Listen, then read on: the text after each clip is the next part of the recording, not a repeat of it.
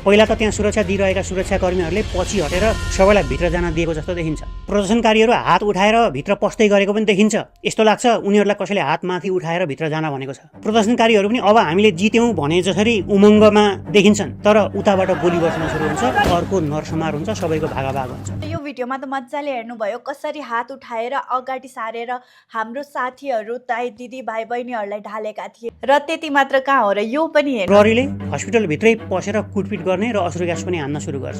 काठमाडौँ मात्र होइन, उपत्यकाभन्दा बाहिर पनि त्यही स्थिति थियो। आन्दोलन सकेर घर गइसकेका विद्यार्थीहरू अनि आन्दोलनमै सरिक नभएका घरमा बसेका होस्टलमा बसेकाहरूलाई पनि प्रहरीले त्यहीँ गएर घर घरमै पकड्दै यो एउटा दृश्यमा त भित्रबाट समाएर ल्याएर सडकको बिचमा भुकलुक्क ढालेको पनि देखिन्छ।